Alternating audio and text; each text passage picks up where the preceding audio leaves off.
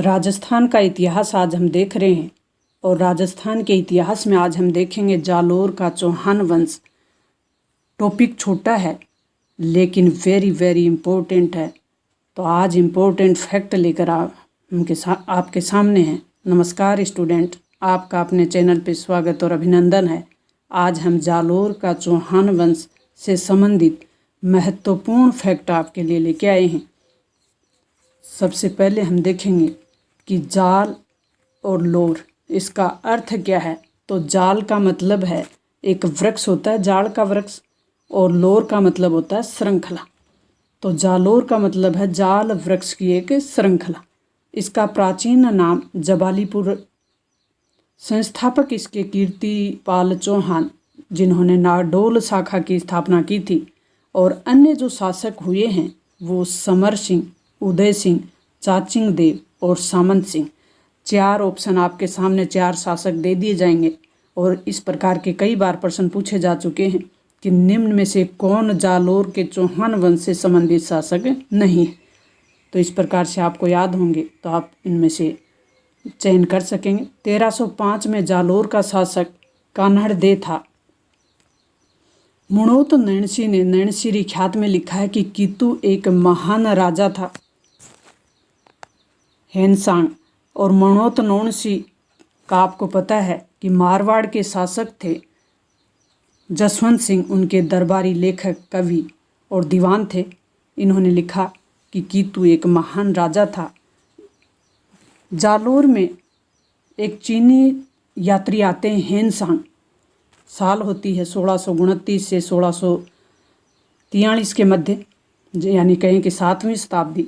और जालोर के भीनमाल नामक जगह पे ये अपनी यात्रा करते हैं और एक ग्रंथ इनके द्वारा लिखा जाता है, सीयू की। और भीनमाल को उस ग्रंथ में इन्होंने पीलो येलो कहा था, जो एक महत्वपूर्ण फैक्ट है, कई बार पूछा जाता है। नेक्स्ट अपना महत्वपूर्ण पॉइंट है कि जालोर को सुवर्णगिरी भी कहा जाता है। इसी कारण चौहान वंश, जो कि जालोर के चौहान वंश थे, उनको सोनगरा चौहान कहा जाता है। कीर्तिपाल ने भीनमाल को अपनी राजधानी बनाया था।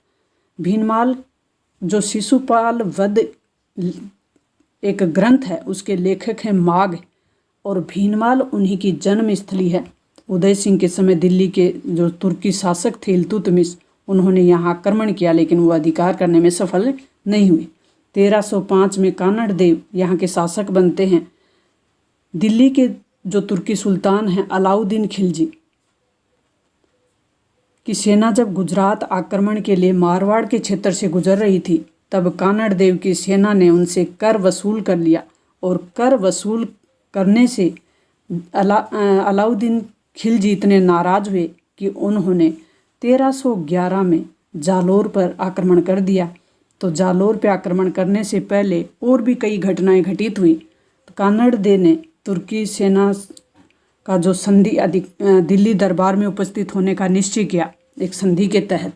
और कान्हड़देव ने अपने पुत्र वीरमदेव के साथ दिल्ली में प्रवेश किया, यानी दिल्ली पहुँचे वो। वीरमदेव जो कि अलाउद्दीन कान्हड़देव के पुत्र थे, और अलाउद्दीन खिलजी की पुत्री थी फिरोजा। इन दोनों के बीच प्रेम प्रसंग चलता है और वीरमदेव को प्रेम का प्रस्ताव फिरोजा के द्वारा भेजा जाता है। तो वीरमदेव ने जालोर आकर इस प्रस्ताव को इनकार कर दिया जाता है।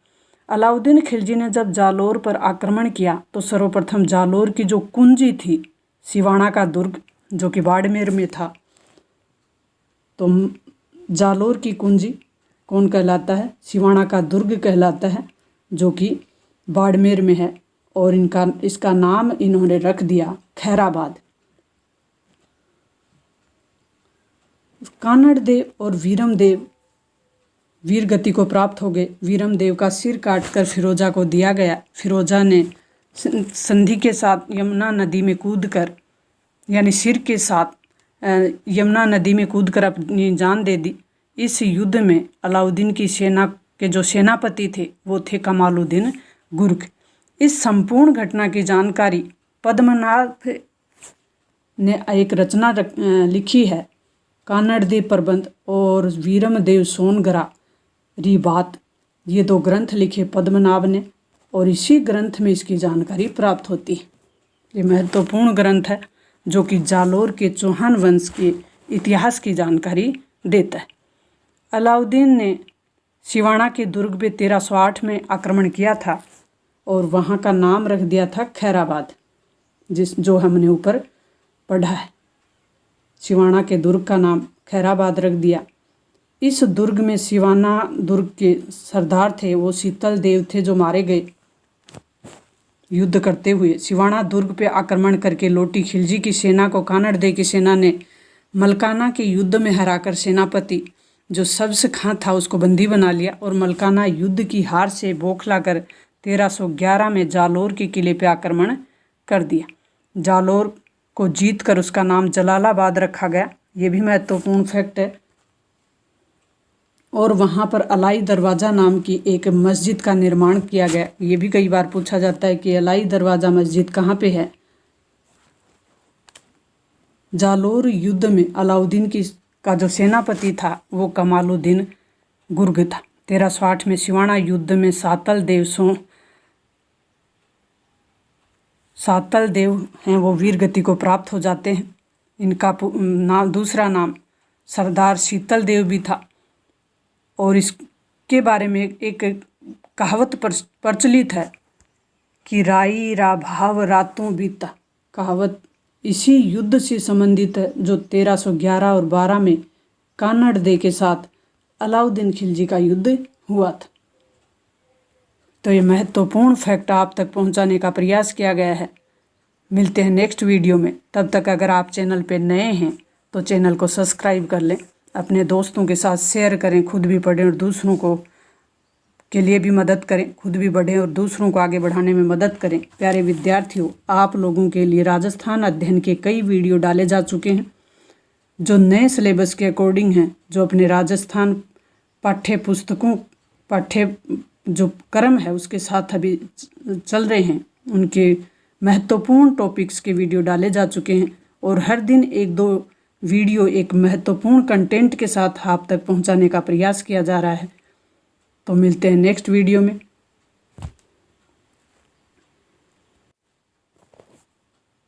मैं आपसे विदा लूँ उससे पहले एक महत्वपूर्ण जानकारी, ये उन मेरी बहनों को समर्पित हैं जो किसी कारणवश अपने गृहस्थ जीवन में बिजी हैं और वो किसी कारण से ऑफलाइन क्लासें और उनको गृहस्थ जीवन में समय नहीं मिलने के कारण वो अपनी पढ़ाई को नहीं कर पाती हैं। तो वो महिलाएं खाना बनाते बनाते भी इस वीडियो को सुन सकती हैं और अपने लिए एक अच्छी जानकारी ग्रहण कर सकती हैं और अब नेक्स्ट एग्ज़ाम में एक अच्छा परफॉर्मेंस घर बैठे भी दे सकती हैं। तो ऑल द बेस्ट, थैंक्स।